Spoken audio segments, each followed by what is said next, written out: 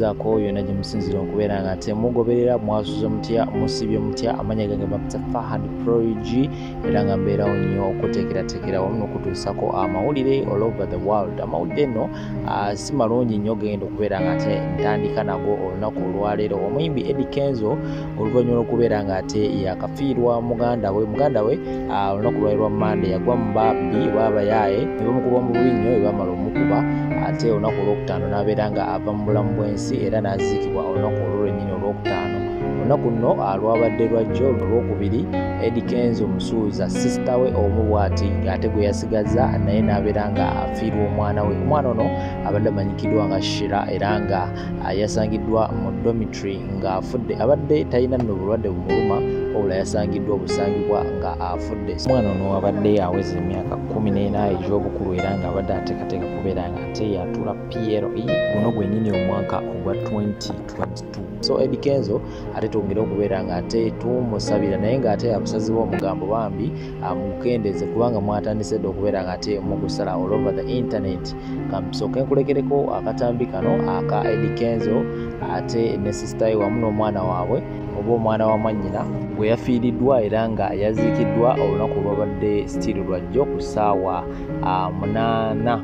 Kasukwe kulekereko akatambi kano ate nkomawo naye nga in case tonaba okubeera nga subscribe notification mbere giteekeko ate mbeere nga tosuwa amawulire gonna ng'enkuteerayo Fahad Proigi kwoli kakulekereko akatambi kano tuvaawo. Mawulire malungi ku Eddy Kenzo oluvannyuma nga yakafiirwa brother we bw'ati bwe paba ne wiiki tenaba kuwera yakagenda akyali mu bulumi tukyamugumya ate olunaku olwaleero afiiriddwa muwala we omwana wa Mwanyina afiiriddwa omwana oyo era bamuziisa olunaku olwaleero. Abantu batereeze bulungi muganda wa Eddy Kenzo omuwala afiiriddwa omwana we anti era wano mu Buganda Eddy Kenzo omwana oyo aba mwana we kubanga wabanga muganda wooli omuwala Eddy Kenzo oli omuwala wataba ono omuwala ayita Eddy Kenzo kojja.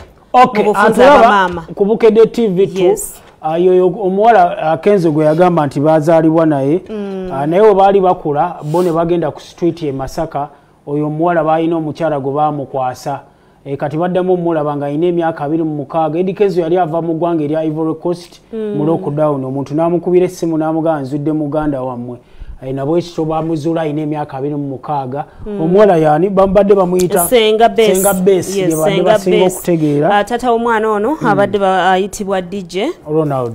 DJ Ronald. Ate omwana ono afudde ali mu P7 ng'agenda kutuula bigezo bya P7 bamusanze mu trete yalwadde bamusanze yafudde bufi. Era mu mbeera eyo apasita Bugembe y'omu kubagumizza abakungubazi Senga Sebbanga akoze obwakalabalaba awabaddeyo n'abayimbi Lydia Jasmine bambi mwebale kubeererawo Eddy Kenzo mu mbeera eno akaseera kayitamu si kangu naye abasazi b'omugambo mukakkaneemuko omugambo tugukendeeze mu kaseera ke tulimu atafiirwangako muddiringanwa ekintu kino twekitegeera naye bambi musooke mutunulire embeera omukulu oyo gyali oli ali emabega mu kanzu bamuyita Imran Dennis Muganzi musajja wa kabinnyo y'omu ku babadde ne Eddy Kenzo for some good years. Ono ye mama omwana gwe bakutte ndabako wano gwe bakutte bannange.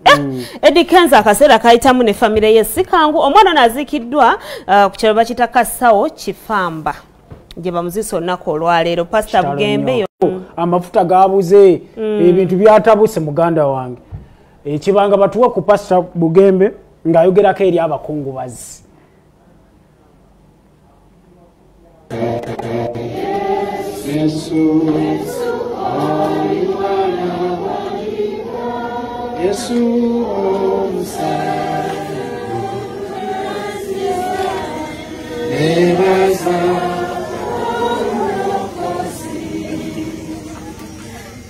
Nakusaba Eddy wetu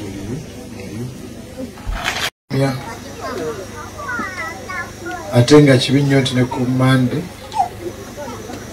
twafiirwa era zinakubidde Kenzo jjo okumugumya nga Kenzo munange saasobodde kujja naye guma nanga nti ate n'omwana waffe naye afudde nemugamba eyo kanzije nange mperekere mbakubiriza nga tukaaba nga tweraliikiridde emitima tugisaanuse tugiwe Katonda. Abadde omubbi alekerawo okubba, abadde omuyaayi alekerawo okuba omuyaayi. Ojjukirenga Sina ng'asirisa ogamba omwana oyo bwe yali mu luggyaawo nze omutima naguwa Katonda.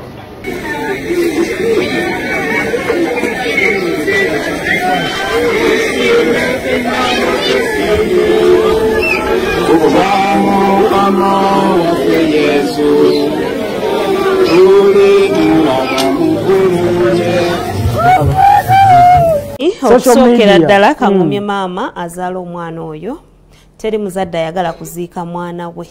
Obulumi bwayitamu bungi nnyo, ngumye omwami, ngumye Eddy Kenzo ne famire yonna okutwalizaamu abaana babadde basoma n'omwana oyo. Mukama Katonda nammwe ayongere okubagumya.